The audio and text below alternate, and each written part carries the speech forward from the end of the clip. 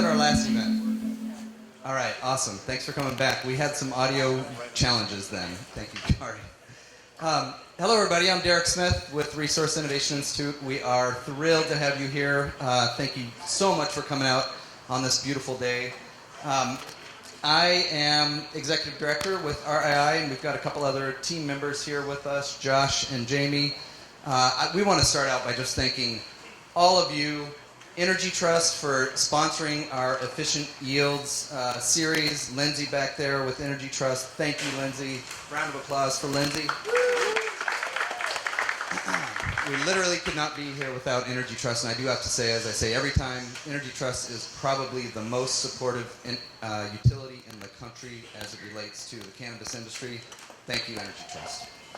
I also want to thank Energy 350, who works for Energy Trust, but this is their building, this is their space. They basically run the incentive program for a lot of what the cannabis industry benefits from. So thank you, Energy 350, for donating the space and the beer and the wine. I want to thank the other sponsors, Synergy. You'll hear from Bob Gunn in a moment, later in the presentation, as well as Tonkin Torp, who are awesome cannabis lawyers and serve on our board and are very helpful for us. And also Hot Lips for the great pizza that you are enjoying. So in terms of logistics, restrooms are here. Beer and wine are in the kitchen back there. If you go through those doors, you find them back there. What's that? Is it through that door? Oh, okay. I think it's that door, yeah. Thank you. Pizza, sodas, and whatnot over here. Feel free to grab them as you want. All right, so we are here today to talk about efficient cannabis lighting, in particular, how to drive increased profit, yield, consistency, quality. I have to say, this is probably the largest, maybe the first gathering of its kind in the world, where we've got top growers from 2 different states. We've got 3 different manufacturers. We've got experts on the utility side and service provision side to the industry, all in one room, talking about best practices on efficient cannabis lighting with an emphasis on LED lights. There are, of course, other efficient ways to approach lighting, but the emphasis here tonight is on LEDs. And we frankly have a world-class program here with world-class speakers, and I appreciate everyone for sharing their expertise tonight. We're going to do this in a non-commercial way. We appreciate that basically all the speakers are coming here tonight, taking off their company hat and putting on the industry hat, and enabling a really open, free flow of dialogue about best practices to help move the industry forward. And massive round of applause for these folks, for many of them flying out from all over the place to do that. So we'll introduce all the other speakers, but I want to note one that couldn't be here in the room today because she had an important sales meeting in Austin, but Corinne Wilder from Fluence is with us over here. And of course, in spirit.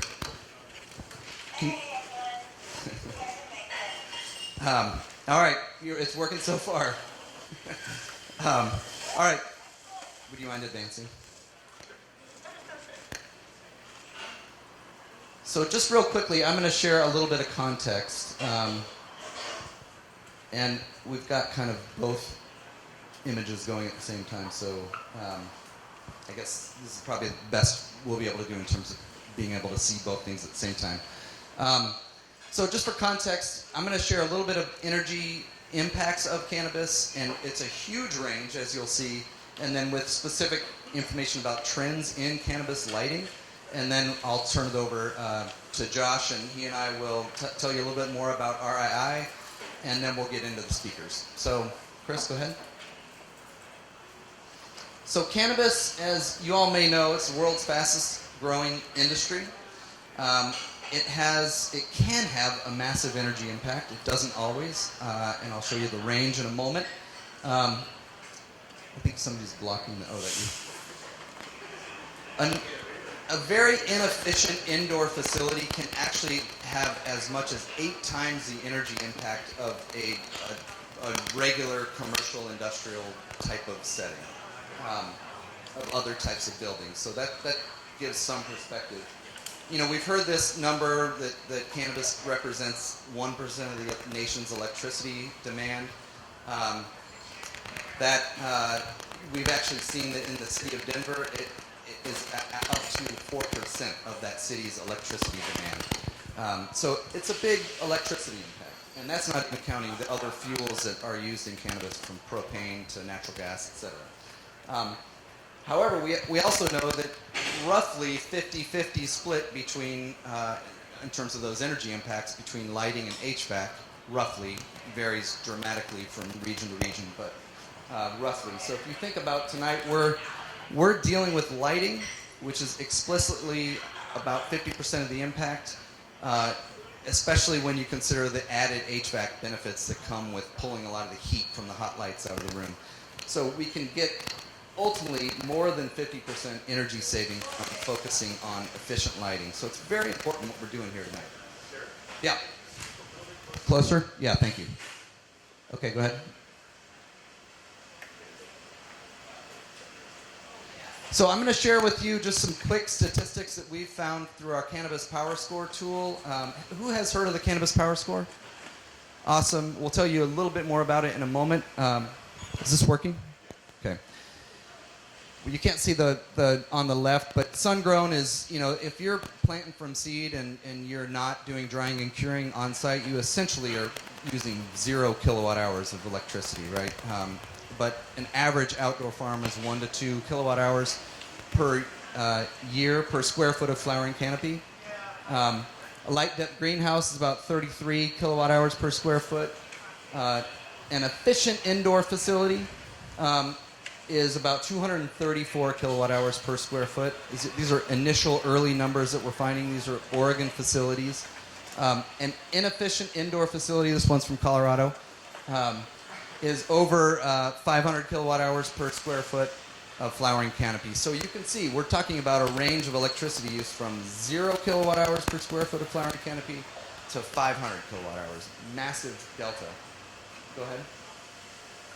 But the good news on the lighting side is that there are a lot of lighting trends going on nowadays.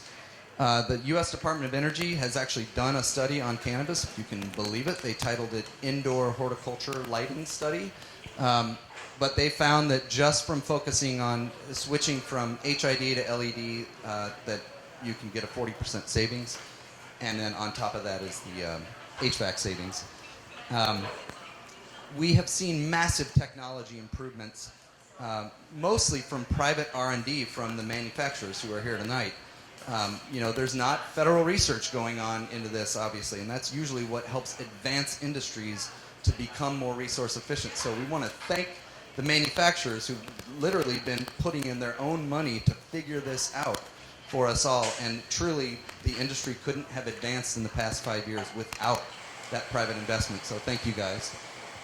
We also are seeing that regulation is underway. We at RII are working in the state of Massachusetts on their lighting power density law that actually just took effect when production started a few days ago in Massachusetts. And basically, if you're not producing at 36 watts per square foot, which is an interesting calculation around that, but basically you need to use LEDs. You're welcome to grow in Massachusetts, but only if you use LEDs. And what's happening is that's causing a lot of attention on LEDs and a lot of tension in the marketplace because there is no independent verified source that is saying what this manufacturer is claiming in terms of energy efficiency or performance of these lights hasn't been verified, right? So it's tricky because you've got growers that are required to use this technology. We know that it's performing well. We know that there are increasing case studies, growers that are having good experiences, manufacturers that are doing their own research and working with universities and whatnot. But we don't have what every other lighting has in the marketplace, which is basically a stamp by the Design Lights Consortium that says this product is going to perform as you would expect based on what the manufacturer is telling you. So we're in a buyer beware situation. But all that's changing. It's changing later this year. The DLC is going to put out a horticultural lighting standard and a qualified product list so that when you go to buy an LED product, you will know that if it's DLC certified, it's going to perform as the manufacturer says. I want to point out Juan Carlos Blacker here with DNR International, who supports the DLC system, and we appreciate you coming out tonight, JC. The last thing I want to say about cannabis lighting trends is that there is very little exchange of best practices. And obviously that's needed with everything I just mentioned, right? So that's why we're here tonight. We appreciate everybody joining into this dialogue. This is for us all in this room. We have got experts that are going to come up and share their perspectives, but we also have experts in the room. We've got other lighting manufacturers. I know Pro Grow Tech was going to try to be here. You guys here? No? And we've got other growers. Jesse Peters, I think, is going to be here from Eco Firmer Farms. He was featured last time. He's had great experience with LEDs. So you all please join in. You all might have your own experiences. And while we've got experts, we really want this to be a dialogue, and we're creating this venue for you all. Okay, so quickly our agenda. We're just going to tell you briefly about RII. Energy Trust representatives are going to come up and tell you about their incentive program for lighting and other efficiency measures, and a little bit about HVAC considerations. Jeremy Plumb, we're very pleased to have you fresh in from Europe, digging into a beer to wake up with us, talking about your amazing facility at Pruf Cultivar, and thank you so much. We're going to also have the manufacturers, Neil, Ryan, and Corinne, talk about how grower input and feedback to them has helped them improve their technology. And then we'll have a Q&A with Casey, Jeremy, Josh, and Juddy, who came down from Bellingham at Trailblazing Productions, one of the awesome Washington producers who's been growing with LEDs for many years. Thank you for making the trip. I know you have some relatives here, and you've been having a good time in Portland the past few days, so we're glad. And the Sounders suck. So with that, go ahead. I'll just tell you a little bit about RII real quick. Go ahead. So our mission is that we advance resource efficiency to fuel the cannabis economy. We say that because we know that this is a very competitive market right now. Cost pressure is real, and the way that we will scale in this industry is at least partially on figuring out how to do what we do more efficiently, and that's our role. We're here to support this industry to figure out essentially how can you do what you all are trying to do in the most efficient manner, and we do that through collecting data, providing tools and resources like our Cannabis Power Score. We will be pulling together, partially based on what we talk about today, a best practices guide on growing under LED lights that will be used in Massachusetts and elsewhere. So this conversation is literally a milestone in the evolution of the industry. And again, we appreciate you all being part of it. As I said, we're involved in policy. We're also involved in helping support great utilities like Energy Trust with developed programs to do outreach to this industry. Ultimately, we're creating standards on energy, on water, on carbon, on waste, and we will have a certification that will designate facilities as resource efficient, something like a LEED for weed type of rating system next year. We'll be working on that this fall and raising money for that. And I should mention that we are a nonprofit. Everything we do is peer reviewed. Everything we do is not pay to play. It is involving all stakeholders, and it has an objective perspective. These are the things that we're interested in, right? We want to figure out how to lower the environmental footprint of this industry while we are increasing yield, consistency, quality, and profit. These are the questions that we're really interested in.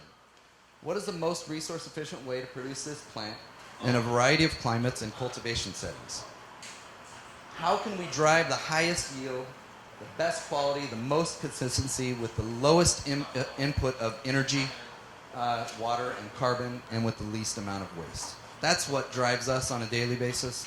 And We appreciate everybody in the room who is supporting us in those endeavors. Go ahead. So I told you about the Cannabis Power Score tool. Essentially, this is a 15-minute survey. If you guys grab your electricity bills, you align 12 months of those electricity bills with 12 months of your production records. We will tell you how you compare on a kilowatt hour per square foot of flowering canopy basis and a grams produced per kilowatt hour consumed basis. So essentially, we'll tell you how you're doing relative to your competitors on a key expense item, and we'll help you pinpoint your weaknesses and help you get hooked up with resources from there. Go ahead. And I am super proud to introduce Josh Monk, who many of you may know from Master Gardens and his other business endeavors. Josh is thankfully coming on board as our grower liaison, essentially helping us connect with the best services and support to growers to support everyone in moving toward resource efficiency. I'll let him tell a little bit about himself, but he's one of the most regarded growers here in Oregon and has been doing best practice type stuff on sustainability for a long time. So, Josh, thank you so much. And he'll be the MC for the rest of the hour. Thank you, and thanks, Derek. So yeah, I'm Josh Monk. My company, Master Gardens, built one of the first vertical facilities on the West Coast in 2011 using only alternative sustainable lighting technologies. Been in the industry for about 20 years. A little bit closer. Okay, that better? So I've been in the industry for about 20 years, got my medical card initially in 1999, so kind of watched the progression of our industry to where it is now, and always been really passionate about sustainability and best management practices. Started growing outdoor in greenhouses and full sun situations down in Northern California, completely off the grid, and then migrated up to Portland in about 2011 and built our facility over near the airport. So really excited to be part of RII and to be able to kind of motivate the industry forward towards more best management practices and increased sustainability. So yeah, just really excited to be here and among so many talented growers and experts in our field. So we can go ahead and advance that screen. So just a little bit about RII and my participation in that. I'm helping set up the grower services part of that to help create a program that actually benefits growers and then motivates membership and helps people implement best management practices into their facilities. So we've got a couple of different tiers for the membership on here. The initial tier 1, the standard annual membership, $250 fee with that. You get immediate return on that investment with a Growers House rebate for $250 that you can spend on any product that you want there, so it's just immediately recoverable. The tier 2, the premier membership of $1,000 gets you all the benefits of the initial tier 1 membership, but then also gets you access to group buying purchasing discounts on Graybar, Airgas, Sherwin-Williams, Office Depot, Verizon, all kinds of things. That's a really fantastic benefit. And we've got Steve here from Graybar. Maybe you could raise your hand, Steve. I'm just really excited to have that benefit there. And then the Founders Circle membership, which is $5,000, has a whole host of other benefits that are associated with that we can go into if you guys are interested in doing that. But all of those tiers of memberships are hugely beneficial to the growers and to the facilities, and just give an immediate return on investment. So, go to the next one. So we've got the Energy Trust of Oregon here, as Derek mentioned. We've got Doug and Chris here. They're going to do a little bit of presentation on their program and what they've got going on. So I'll invite Doug and Chris up here right now and turn the mic over to them. Hey, Doug.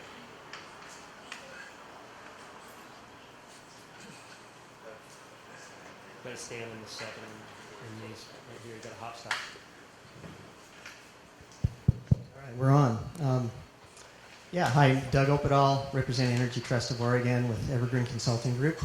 And I get 5 minutes, I think, so I'm going to try to get everything in.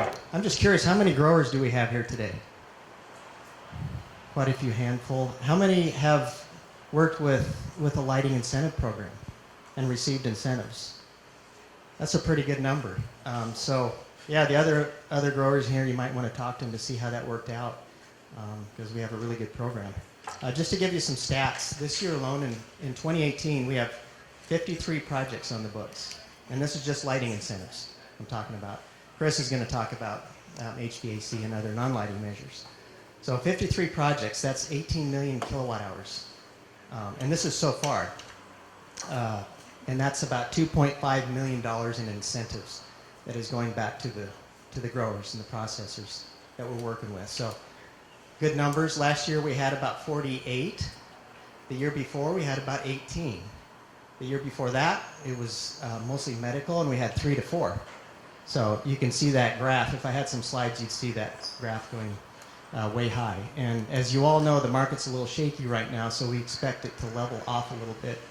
And not sure what's going to happen next year, but we think existing growers with licenses now is going to be the next target. You have to lower your operational costs to be competitive. You all know that. Like Derek's had on his slides, we do typically see about 40% savings when you do a virtual existing project like HID, for example, to LED. We also have currently incentives on LEC, light emitting ceramic, and some hybrid systems. So it's currently not just LED in Oregon for the Energy Trust program, which happens to be Pacific Power and Portland General Electric. This year we saw some of our very first inclusive LED, all LED from clone, veg, even flower, vertical, and mother rooms, 100% LED. And they mentioned Massachusetts with the 36 watts per square foot. On these all LED products, we're in the 20-something watts per square foot. So it can be done. And we're starting to see that. And we're communicating with the growers, and a lot of you are here wanting data, right? That's the biggest thing. If I use this, what do I get? Am I going to get that yield? Am I going to make a profit? And well, this is a great lineup today. I pay good money to come see these guys. You got growers, professional growers that have been doing it, and you've got some great manufacturers here that know what they're doing. So as far as the incentives, that's what you came to hear about. We provide up to 25 cents per kilowatt hour saved, or 50% of the cost. So if you're paying 10 grand, let's say, for some grow lights that are approved in our program, you could get up to $5,000 or 25 cents per kWh, whichever is lower. And we see it kind of flip-flop, and it's dependent on hours. So if it's all veg project, the hours are higher, so you might cap out at 50%. Flower is less, so but still, that's a great incentive. That's a lot of money up front, and you can work with your manufacturers too. They can possibly defer that incentive to them, so you don't have to come up with it all up front. But that's something you negotiate with them. So that's kind of how the incentives work. We're probably going to be looking at the qualified products list once they get that developed. I'm personally on the working group, so I'm involved, and I kind of know what's going on, and it looks good. So you're going to know what you're buying in when you get something off a qualified products list. Real quick, I just wanted to throw out a quick virtual case study, and I think Chris is going to do one too. If you have a 3,500 square foot flower room, and you put in HID, 16 square foot per light, that'd be about 68 watts per square foot. That's the kind of the legacy standard. And if you do the math, 3,500, it comes up to about 218 grow lights. So if you multiply that times $1,000, let's say for an LED grow light, just because it's easy math, and I'm not saying you can buy one for that, but it's a little higher. That's $218,000. That's a big hit on you guys, right, up front? So think about those incentives I just talked about. Now, if you go down to a 640 watt LED, and this is just simple stuff, 218 fixtures from 1,000, almost 1,100 watts down to 640, your annual savings in this flower room is almost $53,000. and I'm using a PGE rate schedule. And if you do the quick math, the simple payback is just on the lighting, less the incentive, divided by the annual savings is a little over 2 years. So your extra investment to go with something energy efficient that's going to be, let's just say half of $218,000, so $109,000, you're getting that back after 2 years. And then that $53,000 you're saving on your energy bill is profit. Or you can compare it to 53,000 divided by how much you're getting per pound today. That's another way to compare it. You can compare it a lot of different ways. So I just want to give you that quick case study, and I think that's it for me, and I think I'm right at 5 minutes. So I'll hand it off to Chris. Thank you.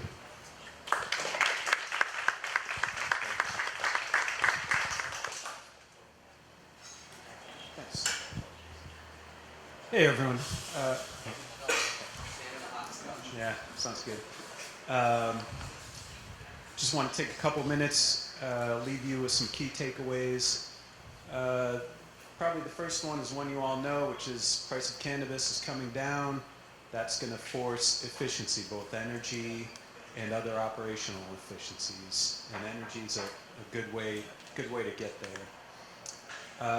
The main point I want to make is LEDs probably have better economics than you think. The numbers Doug just presented are lighting only, but there's big interactive benefit with cooling. So I want to talk a little bit about that. And mostly, we're here to help. Just call us. You don't have to be an expert in the program. Just give us a call. Sam, you're a participant. How'd you get started? Did you fill out a big form, 1099 or something like that? Yeah, just started talking, right? Just started talking. Yep, that's how it happens. You did all the work. I did all the work, yeah. And these people in back paid for all the work. Thank you. So the primary need for HVAC is to remove the heats from the light. In addition to that, you have a little bit of gain from the shell. You have maybe some dehumidification, but it's mostly light heat that you're removing. So if you go with LED, you're giving off less light heat.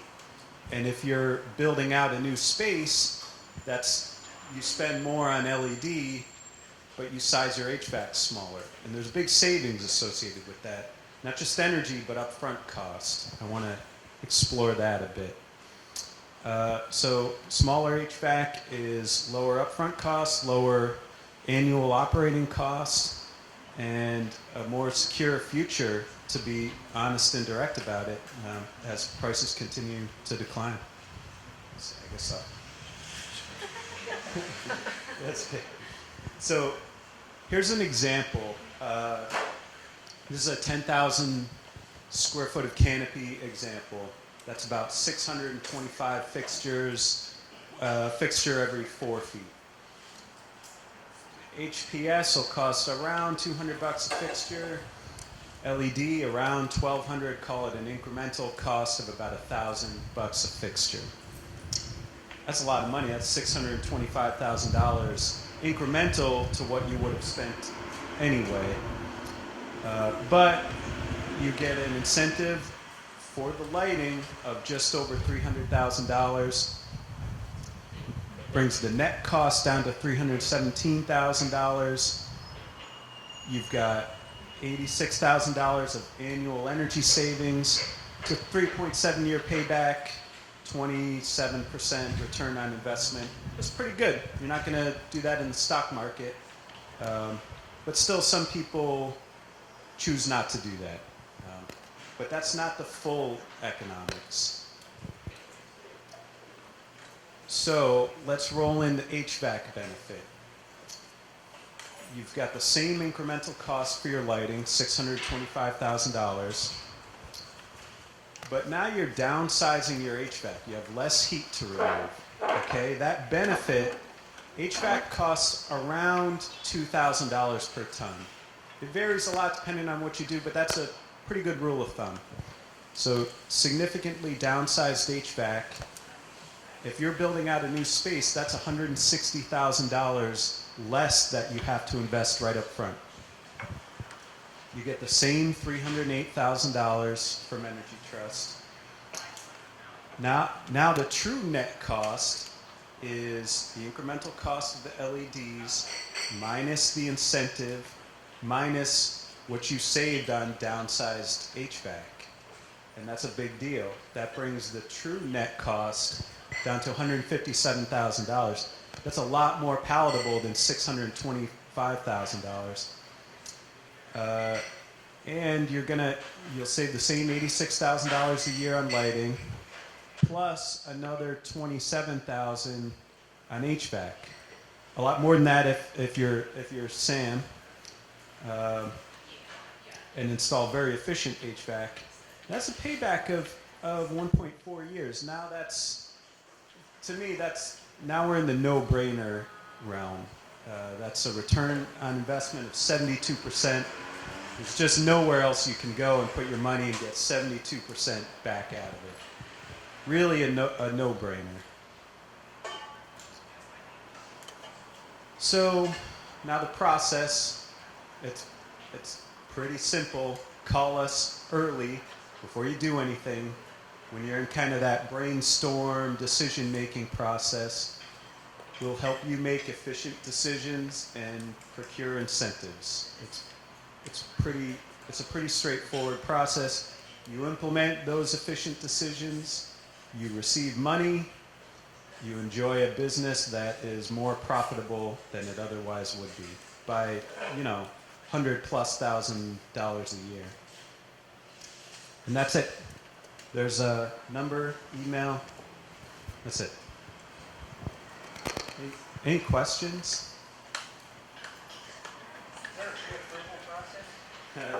Good question, Doug.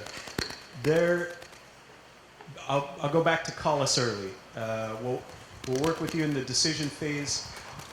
The key is we want to get you a commitment for incentive before you buy anything. So in a sense, there is a bit of a pre-approval. We take care of everything. Just call us early is the main message there. All right. Perfect. Thanks, Chris. Thanks, all.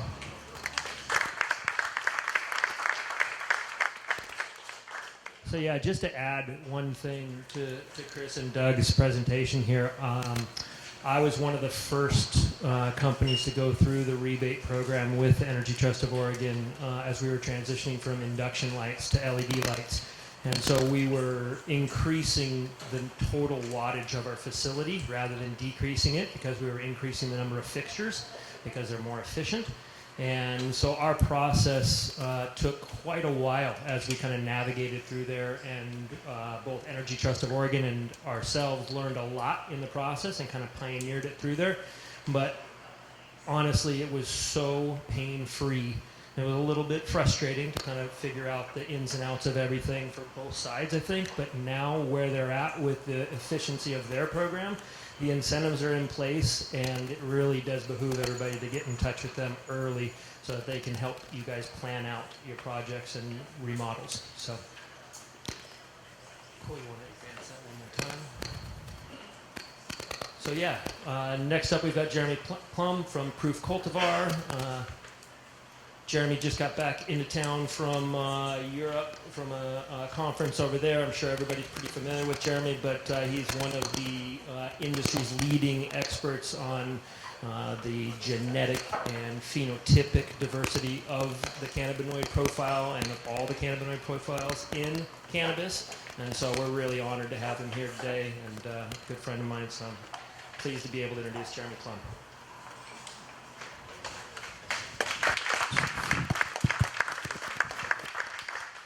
Thank you so much for the introduction. Also, huge thanks to Energy Trust, to Resource Innovation Institute. The reality is, watching programs like this come on at the advent of a new industry, I don't think it's easy to imagine the long-term impact that can happen. Ultimately, it's much easier to get things right the first time than to have corrective actions. Many people, like myself, find themselves in roles where they come into facilities that were already going down the path, following sort of best practices from an early prohibition pseudoscience era. it's very challenging to come into a ship, especially a particularly large ship that's already moving down the path, and make these kinds of changes. I think the economic considerations are obviously some of the most meaningful, and I'm glad that others are here to represent those, because I want to talk to you about phytochemistry. I really think that, especially after my experience from the International Cannabinoid Research Society conference that I just left, that we're at an incredible crossroads in cannabis already in a way that I think maybe most producers are not savvy to. But I was just watching this 5-day science conference where about half of the first day is people who are associated with like the plant. You know, there was some historic elements. There was Dr. John McPartland presenting that the center of origin of cannabis, as far as we can tell from the fossil record looking at pollen, is very likely the northeastern plateau in Tibet. And then we saw a little bit about, you know, phytochemistry from whole plants. But the reality is the rest of the conference was focused on drug development with synthetic cannabinoids. There is medicinal chemists that are currently able to produce upward of 20,000 different variations of synthetic cannabinoids. And these have caused a lot of harm already. They've been, you know, untested, they're not regulated, they're flowing into the market often in non-GMP facilities from China and other places. And the reality is that from the pharmaceutical perspective and from the biggest market share on the planet perspective, using synthetic cannabinoids is a very practical means of going forward. But there are those of us who are really hell-bent on proving that the plant is an unbelievable and unrivaled system with evolutionary forces and biology and capacity that will ultimately transcend any other sort of input in the sense of being useful for humans and the planet. And that the plant itself is able to generate this incredible broad spectrum of phytochemistry is just, you know, remarkable. So many of us here are wrangling that, and that is a giant issue when you approach LED lighting. The reality is, if you look to the best controlled environment research that's happened in cannabis on the planet at this point, you're probably going to find NAPRO research really close to the top of the pack, where, you know, multiple years of effort after long-term breeding initiatives and using controlled environment and documenting every facet of that environmental production ultimately resulted in a really amazing set of insights around how to harness phytochemistry and increase the utility of cannabis. This year we actually saw in a poster session a presentation of a new plant that they've bred that looks like it's going to be capable of hitting 1-to-1 ratio of CBD and beta-caryophyllene. This is going to be an amazingly useful plant for patients and for diverse consumers, and so pretty exciting work happening there. But in their initial research, they were all using HID lighting, and when you look at the variance in HID environments, it's really profound because, of course, you've got a lot of thermal load. You've got a lot of heat, radiant heat, particularly coming off of the HID fixtures. Unfortunately, it's still the case that a majority of cannabis growers, even commercial ones at scale, LPs in Canada and other places, are really going with conventional wisdom, and the double-ended HPS is kind of the, you know, be-all end-all solution for horticulture. Watching the transition in the cannabis market, I'm going to rewind a little bit, from early single-ended HPS systems into double-ended HPS systems was a huge radical shift in the quality of product, in the kinds of levels of phytochemistry and the chemo intensity of the product that we saw in the market.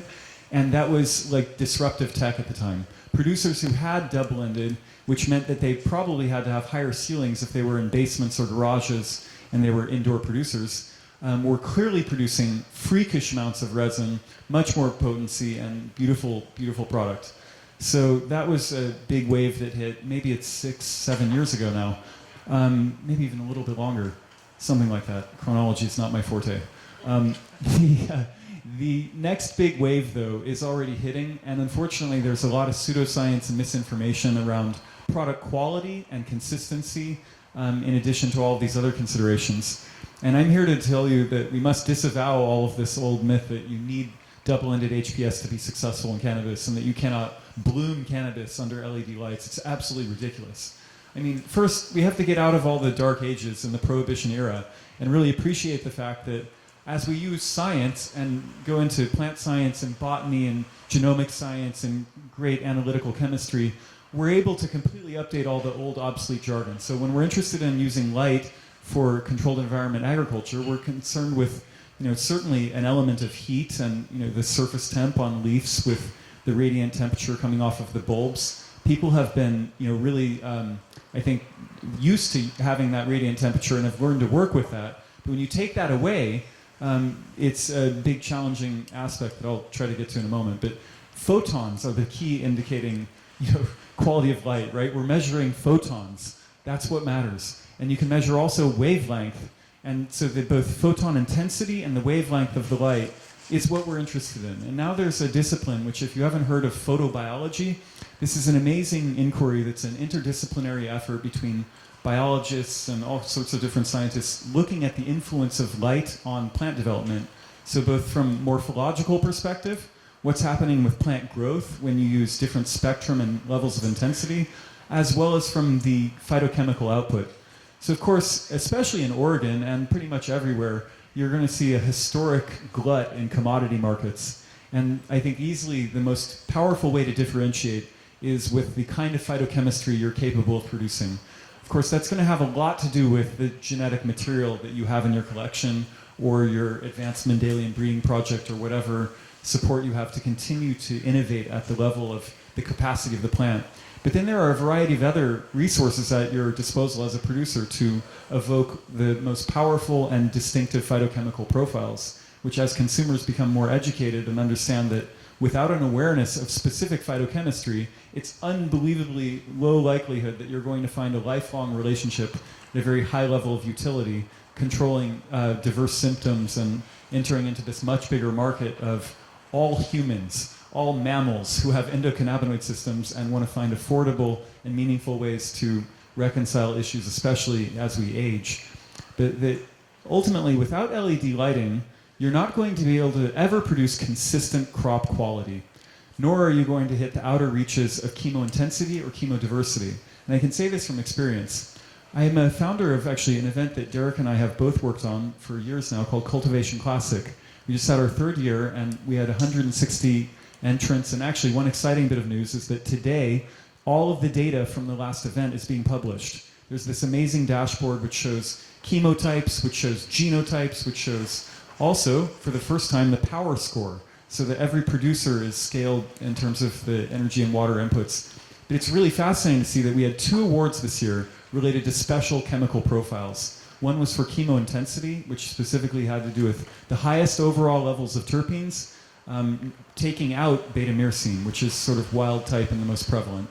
So we looked at both the most chemointensive plant as well as the most chemodiverse, what had the most rare terpene profile out of all of the cultivars that were entered.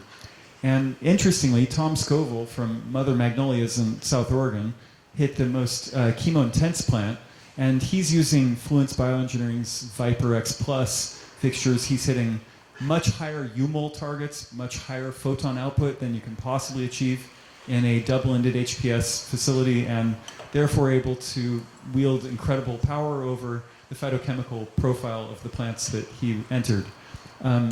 So it's very clear that much like when double-ended HPS came in, LED lights is not just the only variable in going forward in advanced controlled environment ag, but it's easily one of the most important and connects to all of the others. And the people who master the discipline of incorporating LED lighting in their commercial cannabis grows will absolutely have a massive advantage beyond all of the economic qualifiers. So one of the interesting things in photobiology work is that you can use wavelength to affect the morphology of plant. So here's a really basic insight that hit me a lot of years ago when I was doing a lot of analytical testing for my first crops with really great chemistry supporting me. We were growing massive plants in the Oregon Medical Program.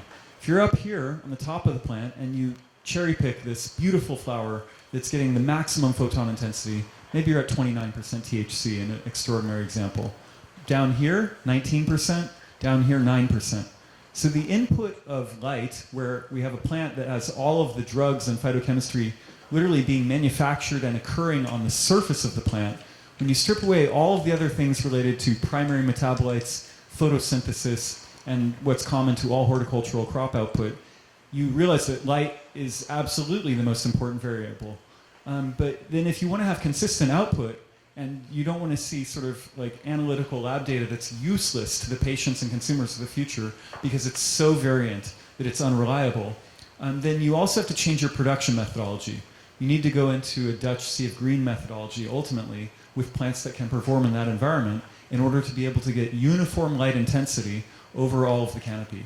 This is something that is going to require a lot of genetic support. We have a huge amount of genetic diversity in cannabis. It's as extreme as 2.1% swing in the genome, which would be, as an analogy, something like humans to chimpanzees.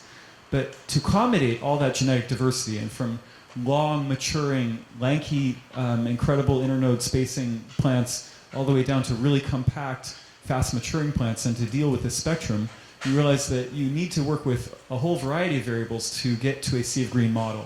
If you want to have more plants that are smaller and getting uniform light intensity, you're going to have to work from a breeding perspective. You can work with things like negative temperature differentials, but you can also work with wavelength. You could never work with wavelength until you had LEDs in the equation. A tiny brief anecdote, and I think my time is probably nearing an end, is that I actually had the good fortune of working with very early LED lights that were focused on horticultural crop production. Long before Fluence was Fluence, they were BML, and even before BML, actually the CEO, Nick Clays, was somebody who was very passionate about commercial horticultural lighting. As I met Nick, actually he was up to Portland on a visit many years ago.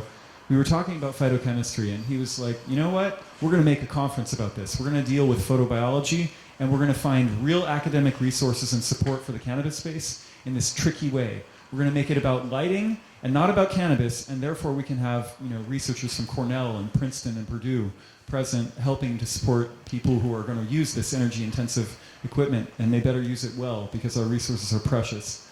But ultimately, PhotoX was formed in my driveway, and now it's been many years in a kind of large R&D group. It's where I've met many dear allies who have become great friends over the last years and who've helped each other to learn things like, if you add LED lighting and you don't change any other variable in your environment, you'll find quickly that your environments are not warm enough, and that you're going to have issues with your vapor pressure deficit, and that you have to be able to run warmer rooms and supplement heat. So now suddenly, even if you have a 40% reduction on your HVAC load, you very likely need to have inline heating added so that you can work with negative temperature differentials and optimal targets to balance all of the other inputs in the environment for optimized production.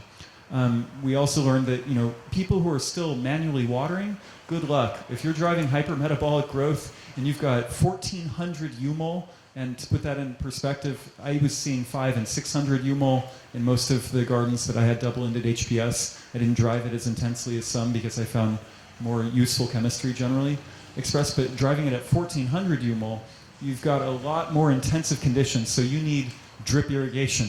And we're in an early stage in the industry where some basic things like this, for anybody who's in plant science or horticulture, don't recognize the implications as they're going to LED lighting in their cannabis facilities. So bottom line is there's a great community that's working on this with many different lighting companies, and I really have been just a huge fan of what Fluence has provided for me personally, in that I've had incredible academic resources for years. I've been able to test all kinds of fixtures and spectrums. I've learned that, yes, definitely, deep blues and early veg, I can produce more compact plants. Really fascinating what's going on with UVAs in the last 2 weeks of bloom. Really interesting to work with different kinds of genetics with different light diets, as well as fertigation diets, relative humidity, temperature, DLI, VPD targets, and all the other things that go into cultural practices, IPM, and that affect the chemotype.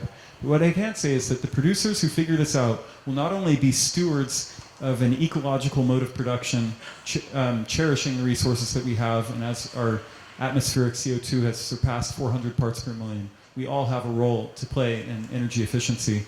But they will also be the ones who unfurl the folk medicine revolution, who can, back to the conference in the Netherlands, actually hold a candle to kind of synthetic cannabinoid production by demonstrating the efficiency of whole plant phytochemical outputs and using the LED lights as a key tool in that struggle and in that challenge going forward. That said, it's a joy to be here with you today. I really am so grateful for the effort of Derek and the whole team at RII, and the fact that we've had the incentives from the Energy Trust and others to be able to have the privilege to explore in this way. It's really a tremendous joy to get to be here with you. Anyways, thank you. Oh, and maybe very brief, we'll just play a minute or so of this video just so that you can see this facility I'm working in, which, one more tiny little preamble. This is a facility with 16 environments that all have small environments relative to epic commercial facilities in Colorado, but with really incredible high-tech back end. We can use free cooling on our HVAC. We're going increasingly to all LED lighting. You'll see some of the vertical grow. We've got a lot of automation. We've got a great genetic program that's really moving down the track, and it's a very special facility and an amazing team, and I'm honored to get to represent Pruf today.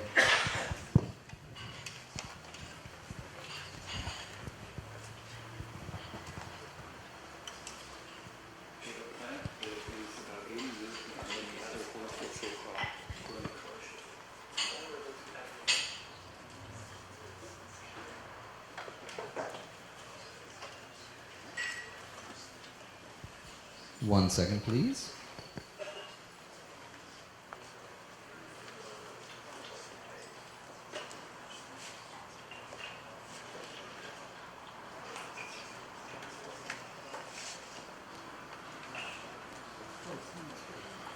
Plant, about 80 years behind any other horticultural crop grown commercially.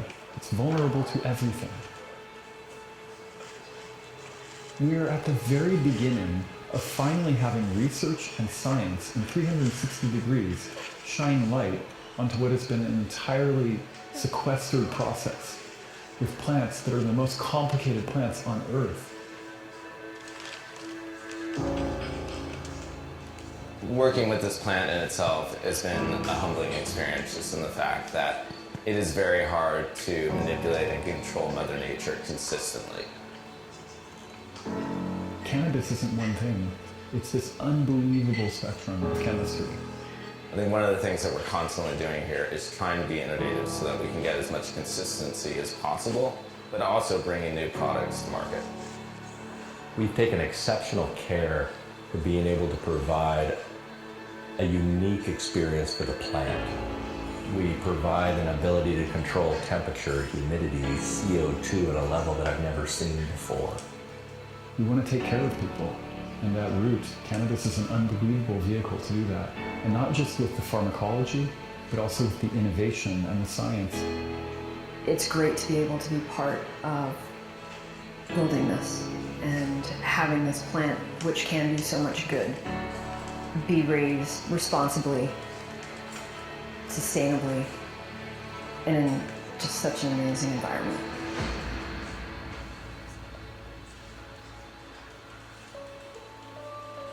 We have a focus and level of care and passion and obsession with detail that keeps showing up in every process in meaningful ways. It's just a great place to work.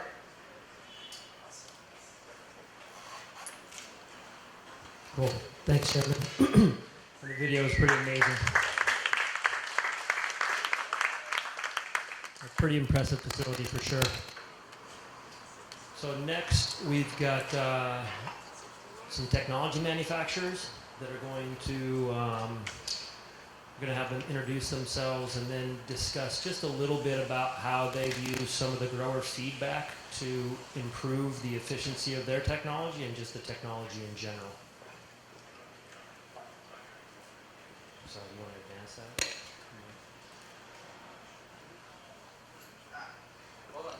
Hold for technical.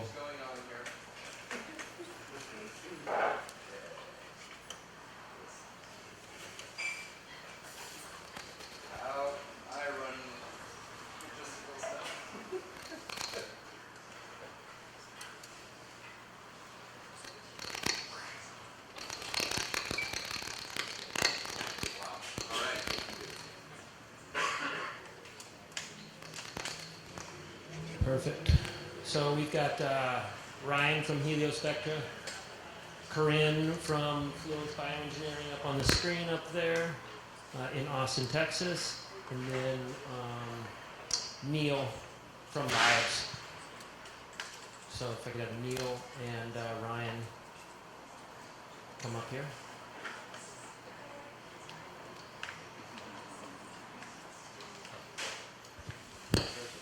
So if I could just have you guys introduce yourselves and then just kind of briefly talk a little bit about how we've gotten some grower input that has helped you guys improve your technology. So, And we got to get some sound for Corinne, but while we're trying to do that, I think it's right here. The sound needs to come out. I just want to brag and say that it is our absolute honor to have all three of these amazing folks and Jeremy on our technical advisory committee, helping us look at what are the data points that make up an energy profile of a cannabis facility. Ultimately, they're helping us set standards and move this industry forward by determining through the data that we're collecting what is good performance, what is substandard performance, and what is the most efficient way to grow this plant. And we're just so honored to have you guys with us. Corinne, can you hear? Okay, we'll keep working on that. Neil, thank you so much. Well, good evening, everyone. My name is Neil Yorio, and I'm representing Bios Lighting. I'm one of the founders of the company, and my background is that of a photobiologist, so I can appreciate some of the comments that Jeremy provided us earlier today about how important understanding what light does to plants and how plants react to light, both in quantity of light and spectrum of light, with regard to how the plant actually is going to perform. My background is that of a scientist for NASA for over 20 years, and we looked at studying LEDs for space travel. And what I mean by space travel, I mean keeping people alive for long-duration space missions, which is to use a crop plant to create oxygen, remove carbon dioxide, purify water, and then also produce food. Because it's very important to decrease the power and mass that's used to lift things off of the Earth's gravity into space. We don't have a extension cord plugged into Earth, so you have to look at ways of reducing both mass and the power consumed by the lighting device in order to support such a mission. So we looked at using LEDs in the early 1990s, so a really long time ago, back when LEDs were not something that was used in horticulture at all. And we've even published some of the very first papers on using LEDs for growing plants or plant growing application. So now that LED technology has improved significantly over time, we're able to harness that technology and use it in ways to improve this energy-intensive cannabis production environment that we all find ourselves in. So I'm a scientist, I'm not a salesperson, and I'd like to introduce or at least hand the mic over to Warren. Thanks, Neil. Like Neil, I'm not a salesperson either. I'm a second-generation cannabis grower. I started growing with my parents back in Illinois. Obviously, that was a very non-legal situation. But I moved to Colorado in 2006 and ran a cultivation facility from 2009 until 2015. During that period, in 2014, being one of the oldest legal production facilities, all of our equipment was becoming very fatigued. HVAC, constant swapping out of ballast, legal replacement of bulbs and disposing of those correctly. So we started doing our own research with not only LEDs, but other lighting technologies as well. Everything from plasma, LECs, you pretty much name it, we tried it.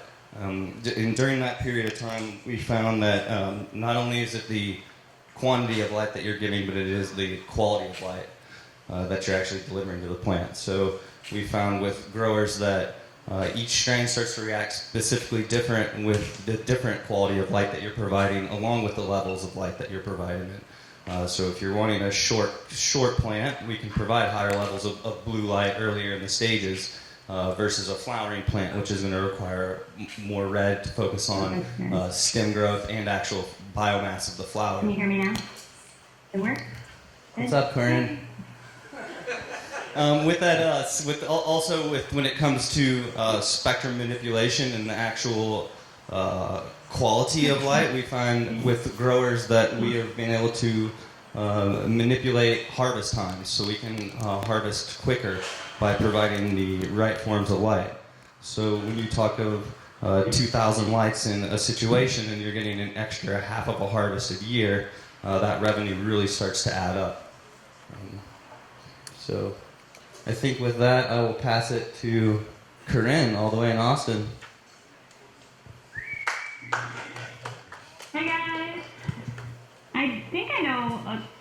you in the room too. So again, I'm sorry I couldn't be there in person. We have a lot of Osram meetings going on this week. We just got acquired by Osram over in Germany, so there's a lot of moving parts with that. But and unfortunately, I didn't get to hear what the other guys said because we've had some issues with me hearing what Neil and Ryan were just talking about.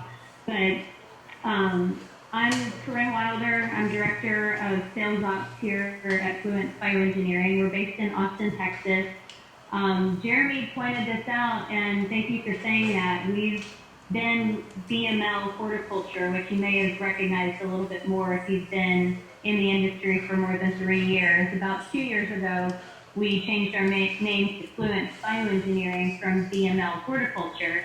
But the whole premise that Nick Clace and Randy Johnson, who founded our company, it was based off of the fact that we were build my LED. So build your LED with a specific reason of, what type of phenotype or chemotype expression are you looking for in your plant? What factors are you hoping to test for? Do you want to try UV? Do you want to try far red? Do you want to try something in the green light spectrum to see if that changes the photomorphology of the plant? So we really based the whole company off of creating products for how to help our customers get a certain elicitation or reaction within the plant. So that's what we've been trying to follow along with and make sure that we're always sticking to. We do have a set spectrum now, which is kind of more of a white light spectrum, but helping customers to really figure out what they want to test for. So going in and helping them to do that research, giving them advice along the way, that's what I know Heliospectra and Bios try to do as well, just really geared towards what are you looking for, what kind of reaction in the plant.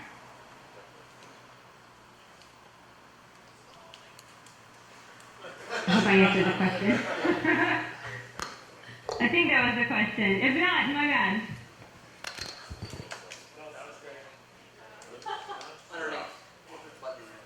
Perfect. There we're back on. Thanks, Corinne. And thanks, Neil. Thanks, Chris. Right. Sorry. Yep. So, perfect. And now we're going to transition into the panel. So we'll introduce Bob Gunn. Come up here and kind of moderate the panel for us. So, turn the mic over to you. Thank you. If our grower panelists would join me up here, I'd appreciate it. Feel free to all sit down if you want.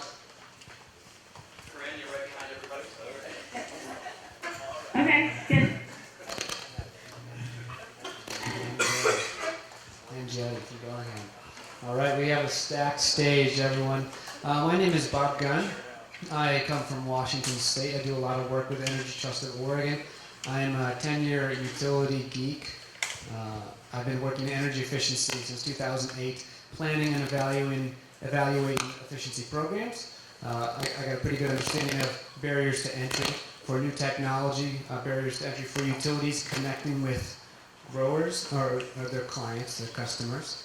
Despite being a monopoly, they surprisingly have a hard time sometimes understanding the use case of their customers. I will say, show of hands, well, I don't know how to do that. Who knows how many electric utilities there are in the United States? 1,000? Did I hear 2,000? 3,640. That's how many hours a day in the year. 3,000 electric utilities in the United States.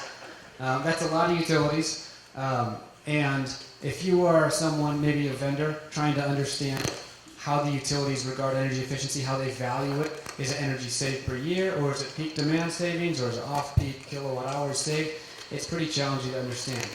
Furthermore, utilities have a really hard time understanding, like I mentioned, their customers' use case. I don't know if there's anything to do about that. I will say, when my first 5 years working at Snohomish PUD in Everett, Washington, Boeing was our biggest customer.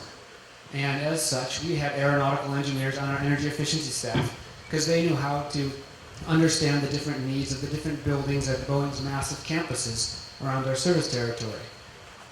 Now if you Google utility incentives for cannabis or something related, anywhere in the country, and I've tried this with different, I had my friends Google this in Massachusetts, for example, you find Energy Trust of Oregon.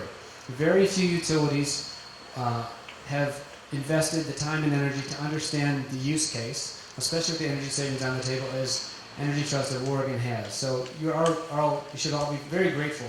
I work with utilities everywhere. Nobody has it dialed in like this. Nobody sits in the same room in this type of fashion. So you have a really good thing going with Energy Trust of Oregon. So I want to hear, so that's just, my props, applause, etc. Enough of that. Let's have our panelists introduce ourselves. Yeah, I can pass this mic off. We'll just start. Perfect.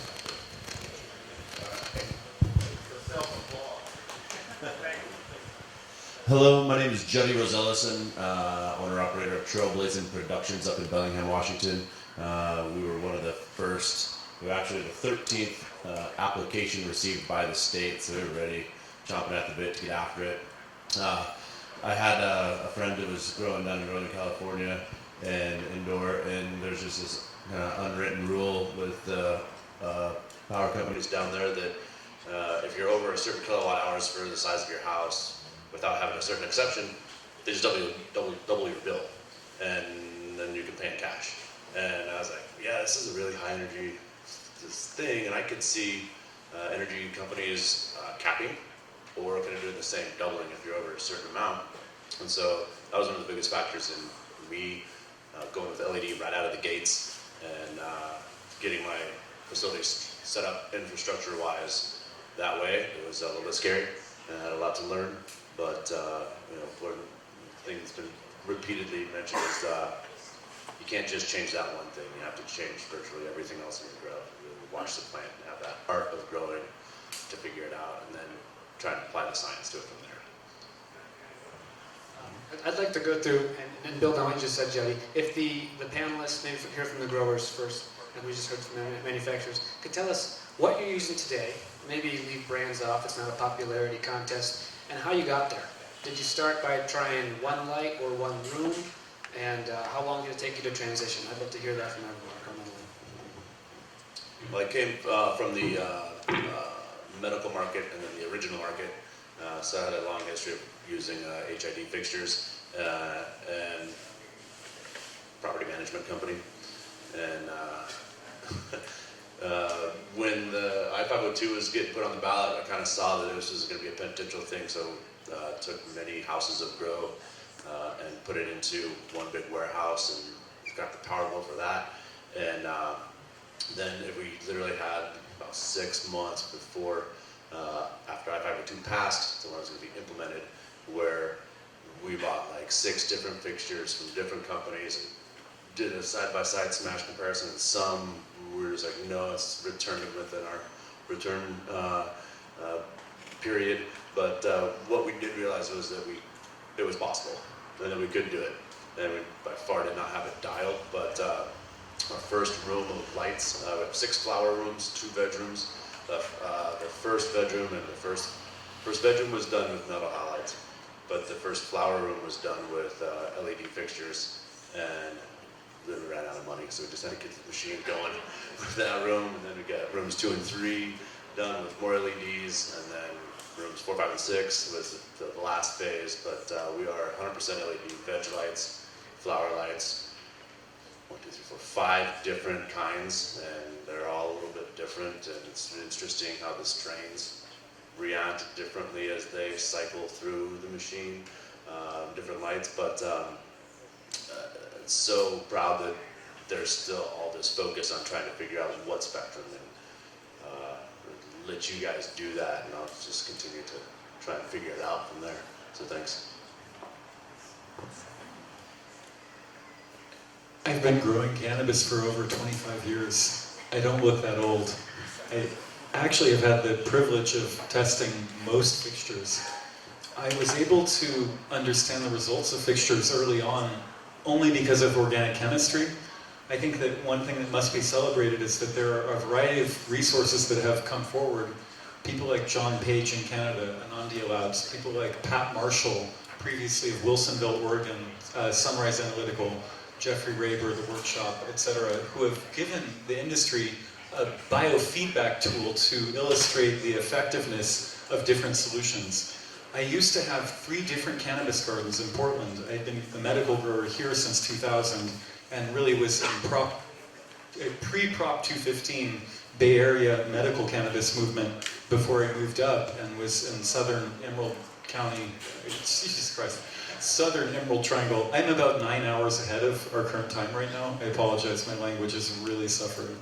But the reality is when I had 3 gardens that were divided into quadrants, and I was getting analytical testing results paid for by a cancer patient that I'd worked with for a few years from all of these, it was very clear that light was playing a disproportionate role.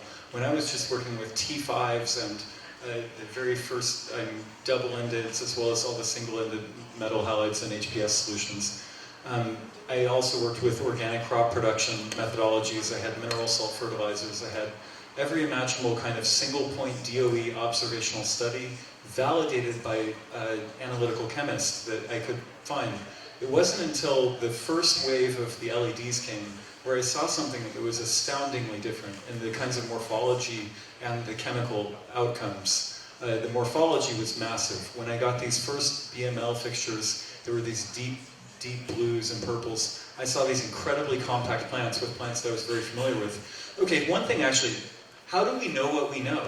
We don't have good baselines in this industry, right? We don't have great quality analysis or quality control. That's a gigantic deficit. It's very, very challenging to parse all the information coming at us when it looks like marketing spiel a majority of the time and has very little root and kind of reproducible science. This is a giant issue, and I feel really privileged to have a base of experience personally where one plant in particular rose to the top of all secondary metabolite performing plants, and it was dog walker, bred by a man named One Eye from Portland.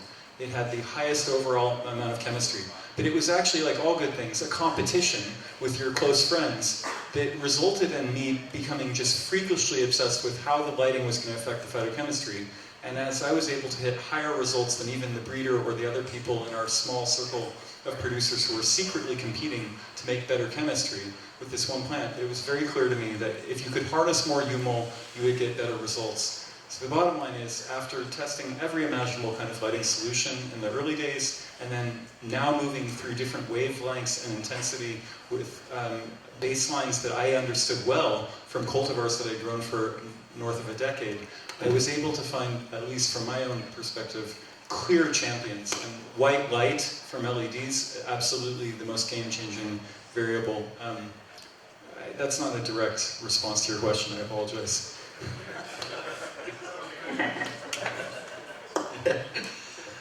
I'm Casey Rivero, and I'm the Director of Cultivation for Yorio of Bios Farms here in Oregon. Reagan actually works for me, so pick up your paycheck later. So we're a recreationally licensed farm. We started out as the medical farm.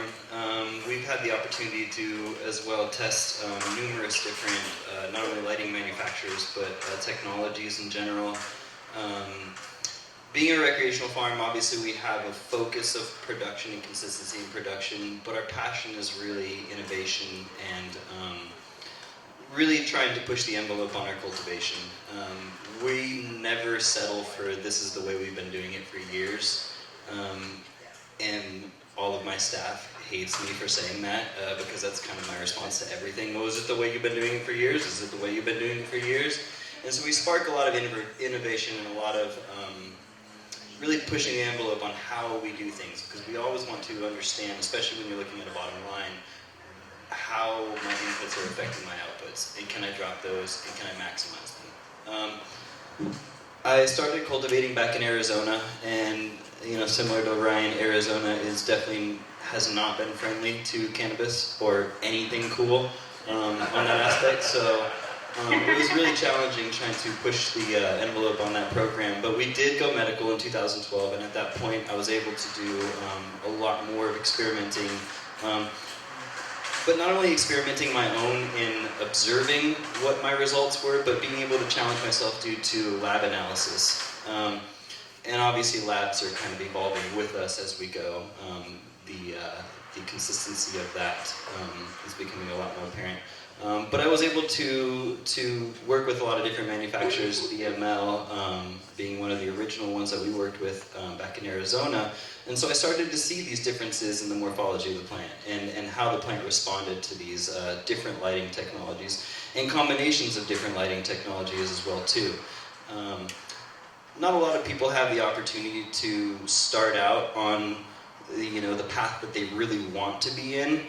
So really the key is understanding what you're working with and being able to maximize what you're working with. Because LEDs, to everyone that wants to minimize their bottom line and maximize their profits, are the way to go, right? But how do we get there? Some people don't have that ability, and a lot of people haven't gotten there yet. So to be able to understand that conversion from one to the two is really important. And one thing that we've done at Yerba is really document those changes from growing our cultivars underneath HPS and the transition from growing those under HPS to LEDs is a big difference. And a lot of people get discouraged because they use those same methodology that they've used for the past 20 years in cultivation, and it doesn't work for them.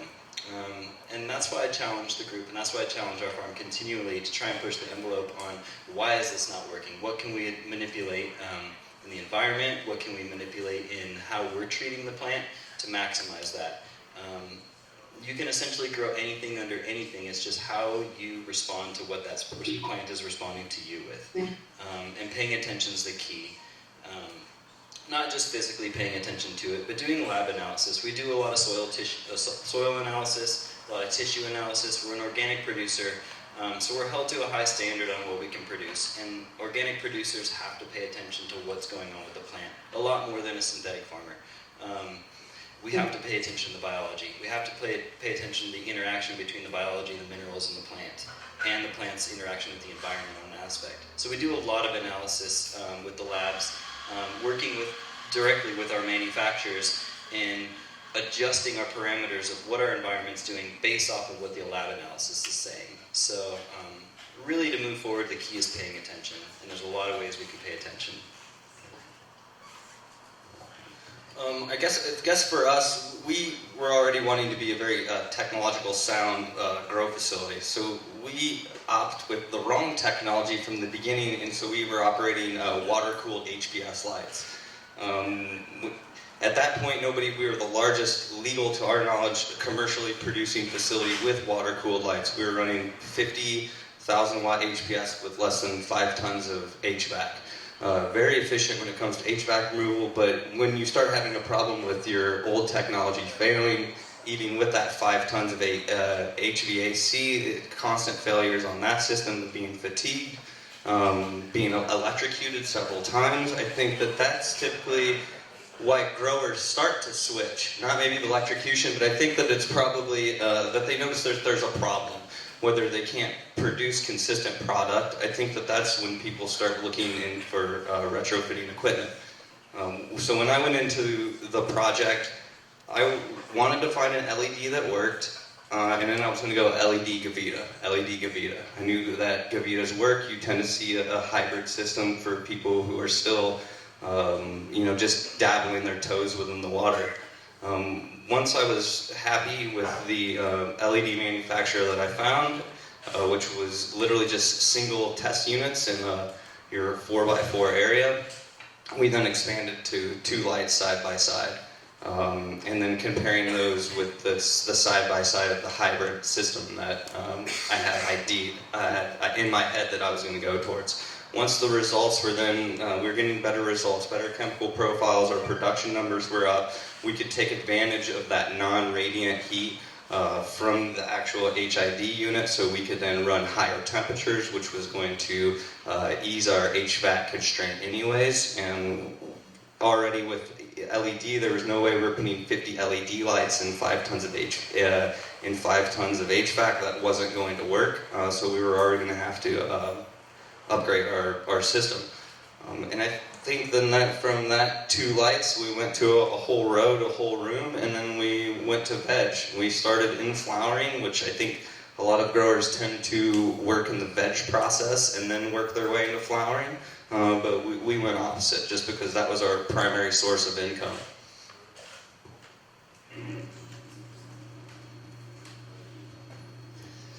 Although I mentioned earlier about our work with NASA and using LEDs in the very early days of testing this technology for plant growth applications, I like to think that we were LED when LED wasn't cool. And we looked at it for the various reasons I mentioned before, the energy savings and then the longevity and the energy efficiency aspects of LED lighting.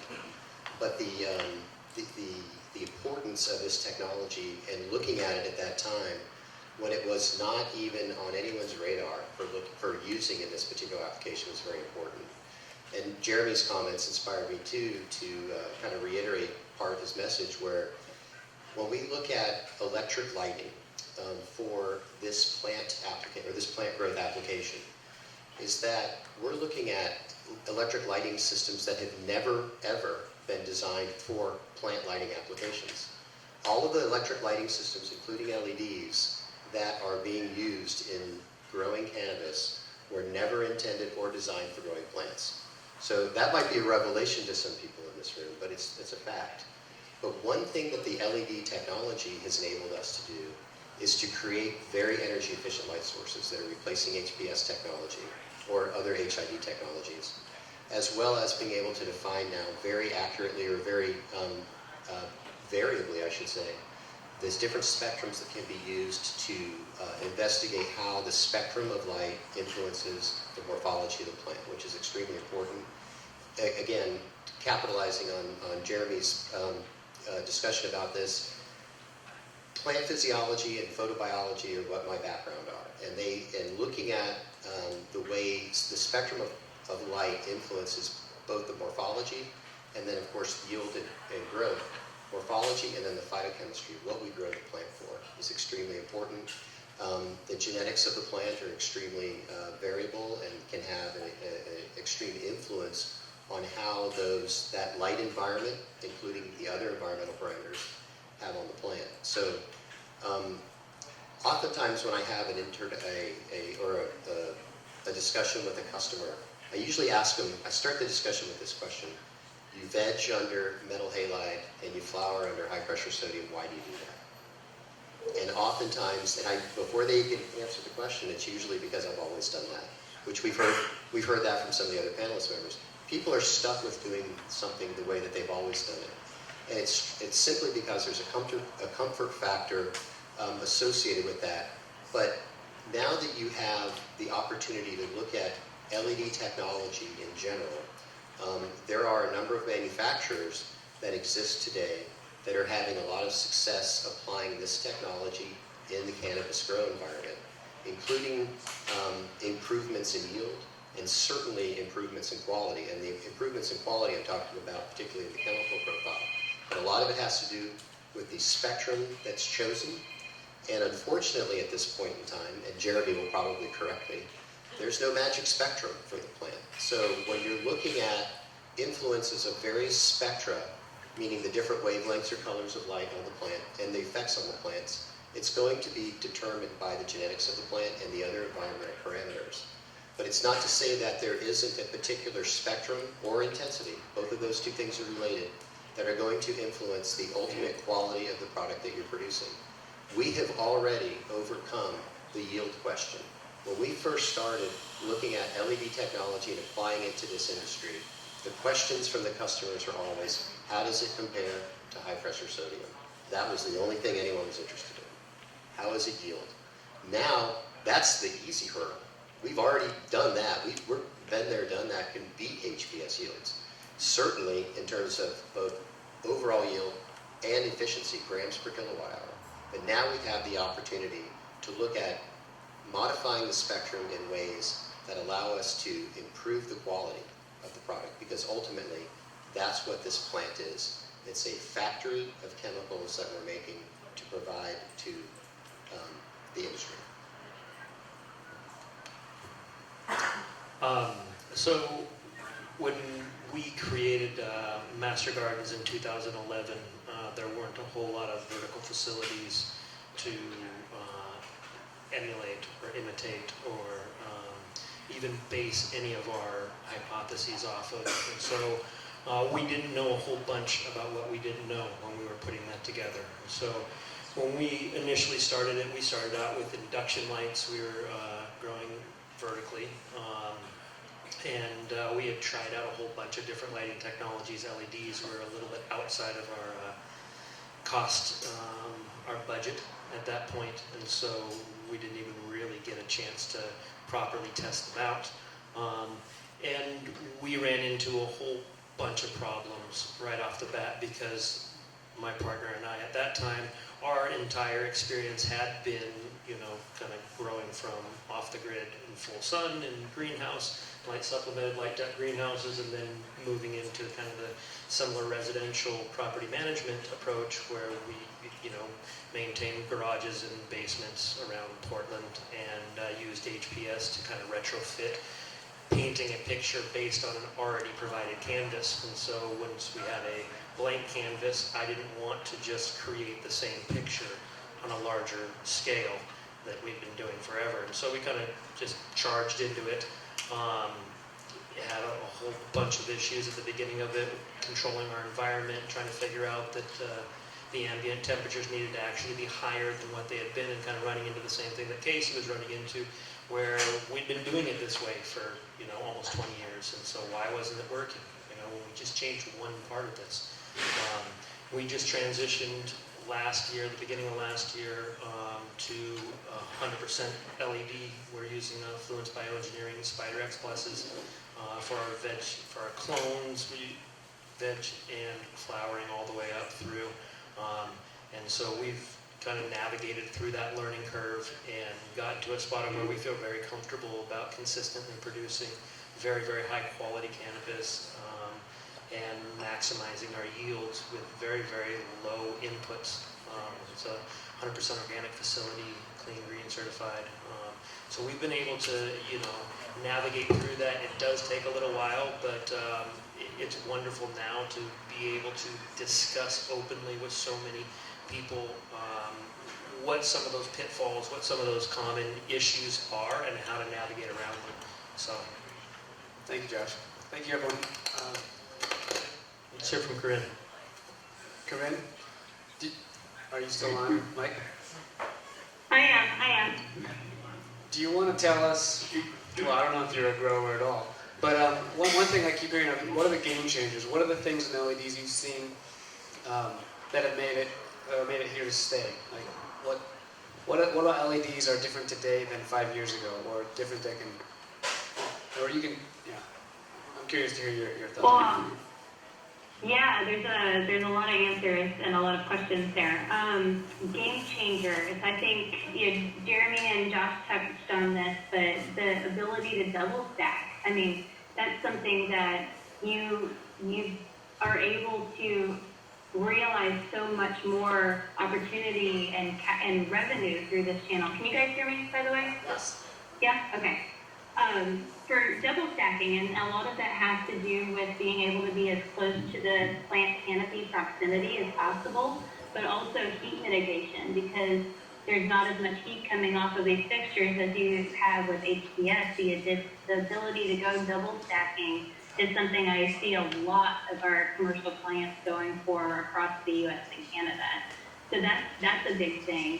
I'll reiterate, I think it must have been Doug that was talking about it earlier.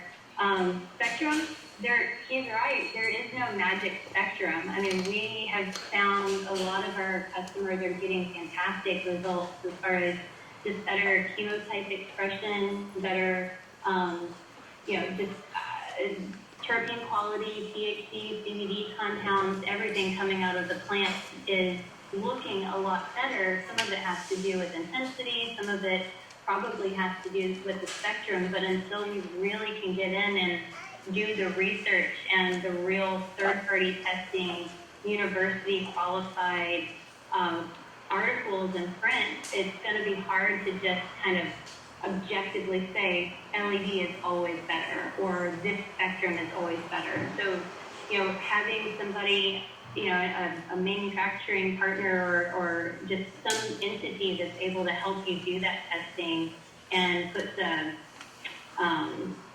priority on it. So R&D development to look at what does UV do to light or to the plant? How does that affect it? Is it a certain time frame after you hit week 6 in flowering? Is it through the whole cycle?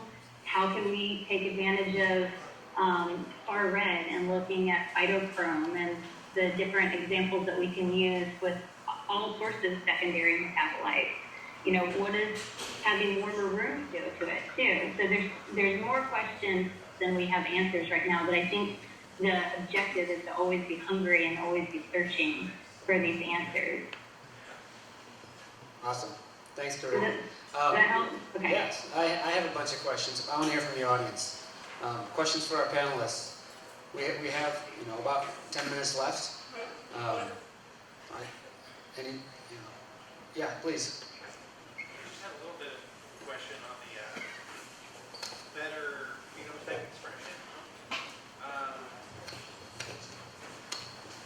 My question with the better phenotype expression was more in that is it a more consistent expression of desired phenotypes? It seems like that's kind of a hard thing to put a finger on, you know, without like micropropagation, consistent genetics to see how the light affects. So if you're talking phenotype expression, it's just kind of like, to me, like a brother or a sister. So yeah, we have kind of the same starting, but we maybe express ourselves in a different way. So, I mean, as a lighting company, are you guys actually accepting data from consistent sources like micropropagation farms? Because without that, it seems like you would get variants that would be hard to be consistent with. If that makes sense? That does make sense. I'd love to jump in on that if you like. Please, I'm flailing. Okay, so in terms of consistent variables in a complex schema, you know, we really are trying to isolate the things that are the highest priority and kind of grade down. Ultimately, we understand that light is a really giant variable, so we have to disproportionately value that input. One of the things about phenotype expression, I mean, of course, micropropagation will eventually mature and be a fundamental quality in the industry, but you'd be shocked how consistent we're able to, I don't know if you saw in our video, clonally propagate and get uniform tissue going forward. So I don't think that's by far the biggest variable, it's a variable. The light, though, is a gigantic variable. So when we're talking about, with LEDs, as Neil's talked about, there's other advantages beyond just, I mean, sort of general energy efficiency, light quality, light intensity. It's that we have new throttles as producers. We can, as you were just saying about listening and observing to the plants, ultimately use dimming solutions and go from our propagation, maybe we're starting at 30 UMOL, jumping to 150 by the time it's fully mature. No longer do we have a one-size-fits-all T5 or metal halide light. We're actually responding to the needs of particular tissue and completely optimizing each stage of development individually as a result of having dimming. Further, we have this issue that Corinne mentioned where we're able to vertically stack by virtue of having less heat, and then we can create these really sort of like uniform environments that are close and similar proximity from lighting fixtures to the plants. With the old HIDs, of course, we had to have huge distance, and then from the moment you plug in a gas-filled bulb, it is diminishing in intensity and quality. You can't even measure effectively the qualitative changes that are happening on a daily basis. Of course, the old adage, sort of throwing out a HPS bulb every year, a metal halide bulb every 4 to 6 months, I mean, these sort of things are ridiculous because if you're trying to get consistent phenotypic expression, you need to isolate this variable, have exact uniform output that you can reproduce and be able to direct exactly at the canopy, not bouncing it around like these bulbs do all over the walls. They're falling, that light is like sinking into the crevices in the wood. It's not being used up there. We need it down here. LEDs are directional. We're bringing it right into the canopy and using PPFD as a meaningful way to actually measure light in the canopy. So the bottom line is there's so many variables, but this is a giant one. As we have mastery of it, then we are much closer down the path of consistent phenotypic expression. Could strain-specific dimming programs be a thing in the future? It's happening right now at Pruf Cultivar. I mean, ultimately, there's a lot of effort being put into the fact that you have plants that are evolved with broad leaves and narrow leaves. In the old bullshit world, we're talking about indica and sativa, but really science has caught up and we're talking about broadleaf drug cultivars, narrowleaf drug cultivars, broadleaf hemp cultivars, narrowleaf hemp cultivars. But you think about broad and narrow, here's a really simple idea. Like, I think we have to always learn to, humble ourselves and ultimately be in front of a plant and the genius that a plant represents and sort of the evolutionary criteria that a plant has to achieve by being in stasis. It has to sit in one place. It has to adapt and respond to all these changing conditions. If a plant has a narrow leaf, clearly there was an abundance of light. If a plant has a broadleaf, there was not enough light. It was seeking to, have a greater exchange and ultimately produce more photosynthesis. So if we're respecting that there are basic things that we can observe in the evolutionary intelligence of the plant and then respond with dimming light, dimming solutions, spectral output, and intensity, that's a level of controls we never had in the industry before. It is a whole new day, and all of the people here and others in our community are right now pioneering the exploration of how to optimize that. But people who do not get specific, who have 160,000 square foot canopy, one-size-fits-all solutions, making a fucking farm of biomass, I promise you that modality is going to be very short-lived in the world. One tiny thing that is an aside that we have to deal with before our time is up is that, of course, sun-grown cannabis is by far the most energy-efficient approach. In Oregon, a little challenging if you're north of the 45th parallel. There's a lot of issues, but one thing I want to say is that there are many different things that cannabis can do, and I'm really proud of the fact that I've worked hard to support sun-grown cannabis growers for a long time and make platforms from that ideation and vision, and I think it's a very, very important part of the industry going forward. But there's a more important part for me personally about consistent phenotypic expression, which relies absolutely with a plant as complex as cannabis on controlled environment agriculture. That is absolutely a fundamental issue we have to deal with. Therefore, LED lighting, and how we incorporate that into kind of vertical farming and energy efficient production modes of the future is going to be a really important part of the equation no matter what going forward. And we love the sun growers. Bless their souls. Please produce more of that. You just can't do the same thing twice. Thank you. I'm going to throw it back to the audience here for a second. Thanks, Bob. Josh, you mentioned there was like a learning curve for switching over to LED. So if I'm used to growing under HPS, what are some of the things I need to focus on if I'm getting LEDs and meeting that 1400 ppfd? What do I need to do to maximize my yield, maximize my terpenes and all that? CO2, water, things like that. Thanks. Well, anytime you're increasing the photon efficiency that you're delivering to the plants, you have to adjust all the other inputs that we're adjusting in there. So we're having to increase the ambient and the leaf temperature significantly. Most people are comfortable growing 78 to 80 degrees. It's kind of what we've been bred to understand as the optimal temperature. We're at like 85 to 87 in our leaf temp, 83 to 85 in our ambient temp. Our CO2 levels need to be maxed out because we're trying to maximize photosynthetic rates, and we're able to do that. You have to be on a drip system or automated irrigation because there's just no way to be able to keep up with any level of consistency hand watering these plants at the level that they need to be fed to keep up with that photosynthetic activity.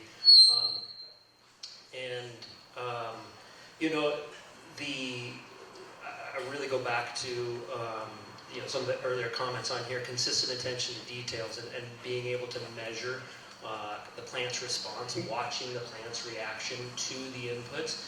And when you're changing one input and then trying to measure that, it becomes difficult if we're not measuring all of the inputs at the exact same time and adjusting them a little bit while we're kind of just evaluating what the plant response is to that.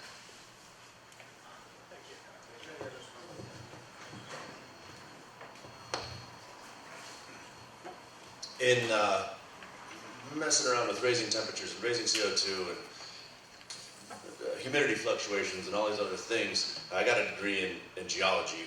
So I didn't really know much about botany, but I could pick up a book and understand the science of it. I think raise your hand if you know what VPD is.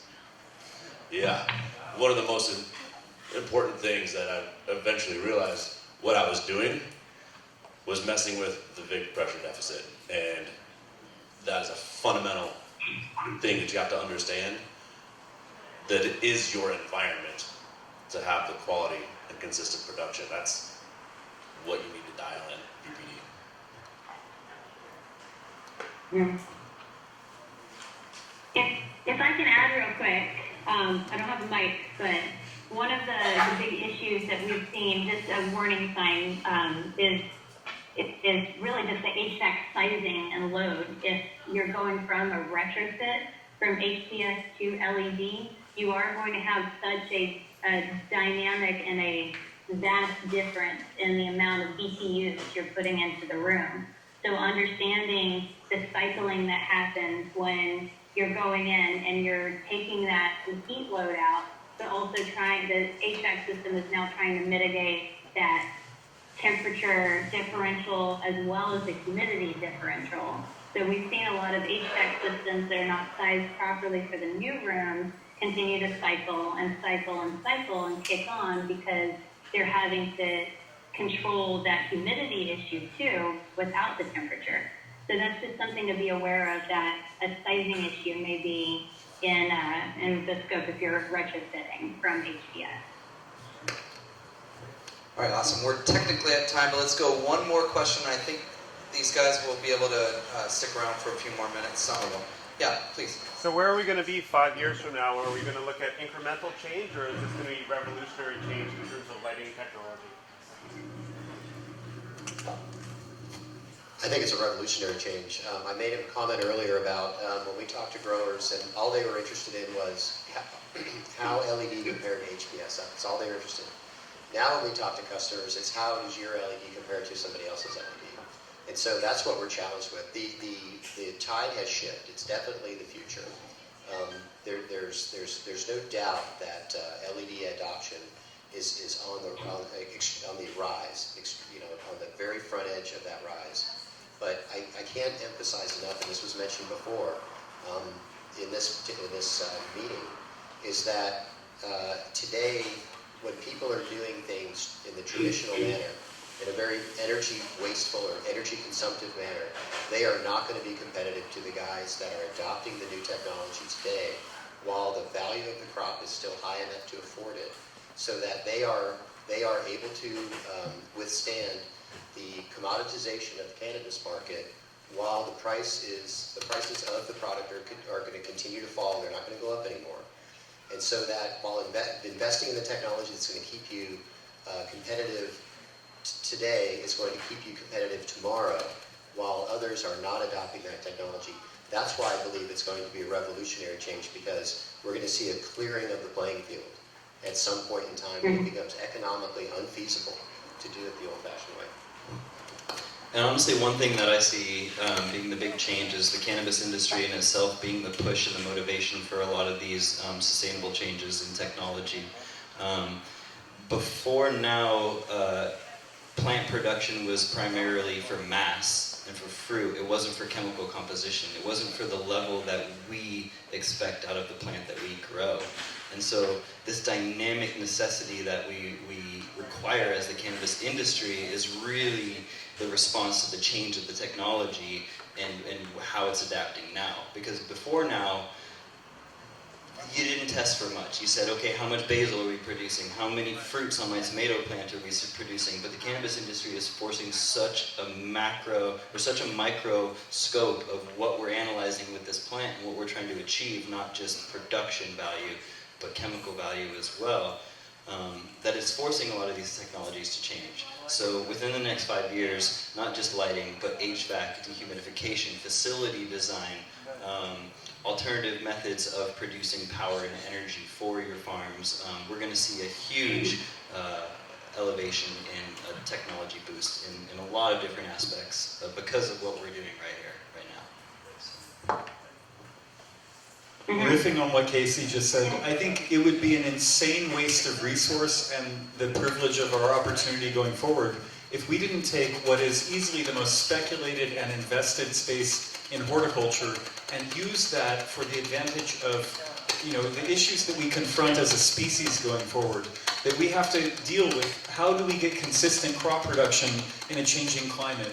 With, I mean, hopefully, a future full of LEDs, battery systems, photovoltaics, all in a loop with controlled environment ag and driving new food systems with the insight and, in some regards, the contributions that the cannabis industry is making at this juncture. If we're not living up to that role, then it feels that we're squandering an opportunity.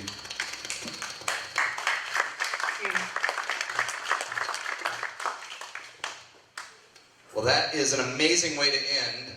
I will just add that it is our vision at RII that cannabis can be an innovation platform for sustainable agriculture. And I think that's what Jeremy and Casey just brought up. We are doing it. We are leading the way. We together are going to figure this out. And it's only when we all get together and have these conversations that we can advance that future that we all want to see. So I really want to thank you all again for coming here. We're going to be able to stick around here for a few more minutes, grab some more pizza, beer, wine, whatnot, and enjoy some smaller, intimate conversations. I want to thank the panelists again. Let's please give a huge round of applause.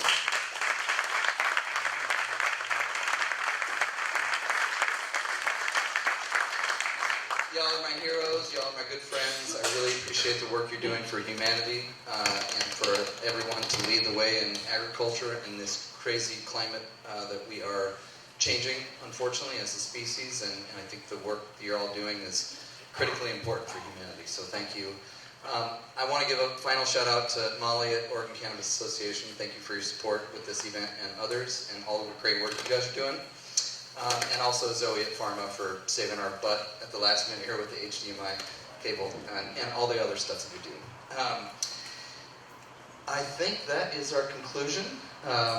We'll see you next time. Thank you very much. Please sign up for information from RII and membership, and we're here to support you all. Thank you very much.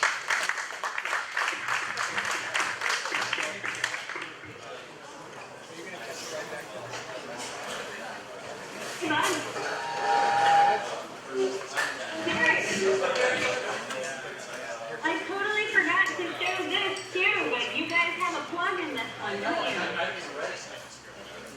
Oh, you have it? It's great. It's great. That's hard. I know.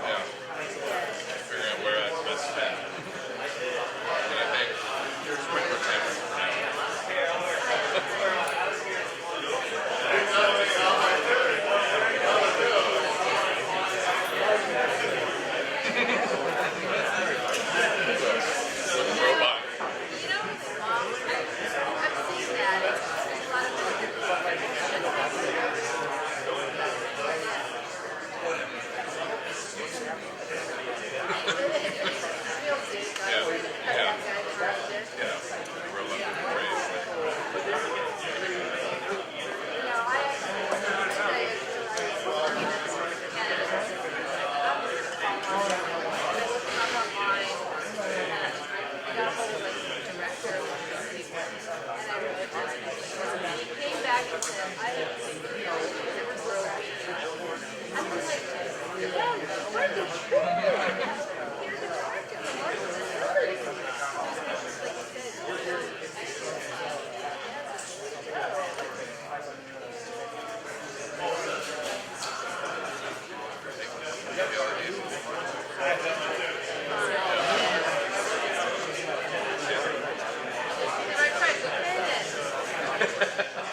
I will start looking at the floating water.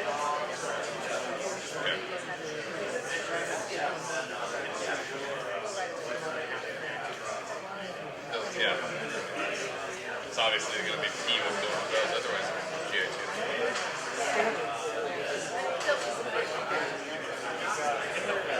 Yeah, we save ourselves 134 electrical connections. One for a whole tray. Although we have 2 lights going into one box, yeah, so it's only one junction. We run it in our bench, we run it down the rack. So on the rack, conduit on the rack.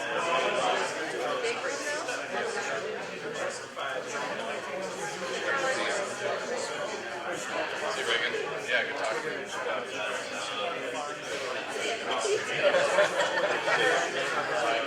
I'm Reagan. Oh, you're repping it hard right now. Yeah. That's just a lot. There's so many I'm repping. Which one? Yeah, there you go. All right, I like that. I'm going to give away 2 or 3 other ones. That's why some other things.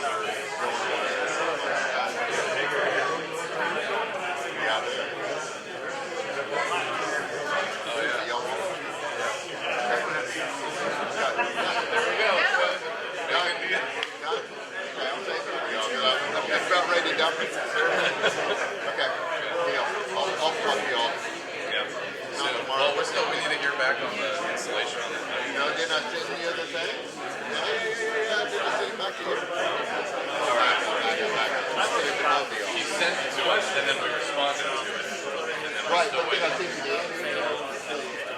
Oh, I know. Yeah, I did. I sent it to them. The answer is, well, I know it is. Y'all didn't get this?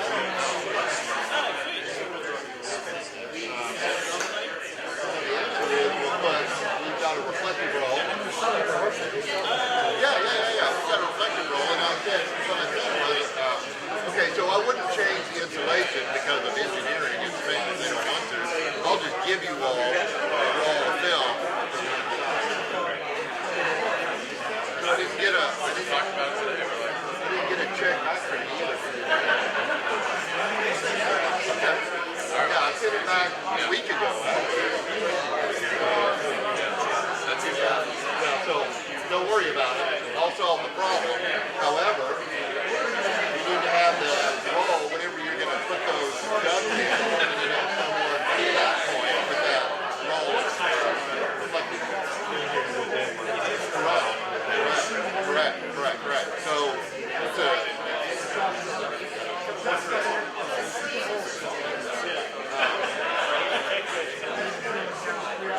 So when do you think that is? Oh, soon. The drops are done. Drops are bad. We're doing the spiral now. But I think we're going to want to put drops in, right? Like later. The holes are already set.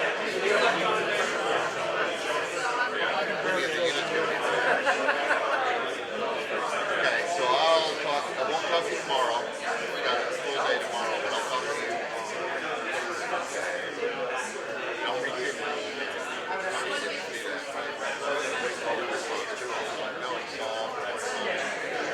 Okay, deal.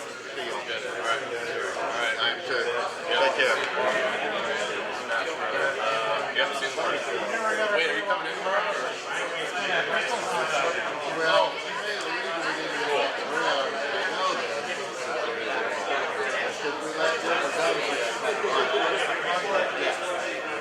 in other words, we were all banking that he could do this when he was doing it, right? And then, I don't know why I did that. I've fallen victim to it a couple of times. And it says that I just like the guy, nice guy. Why don't we do business with him? It's like,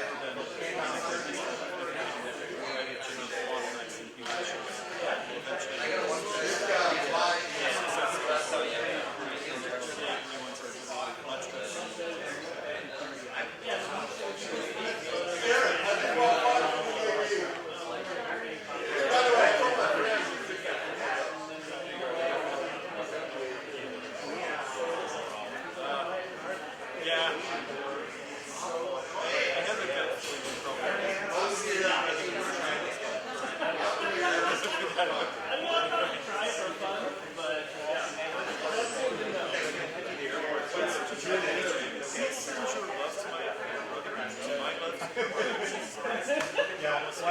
was so disappointed to not have time with him in his house. Really, our conversation. Well,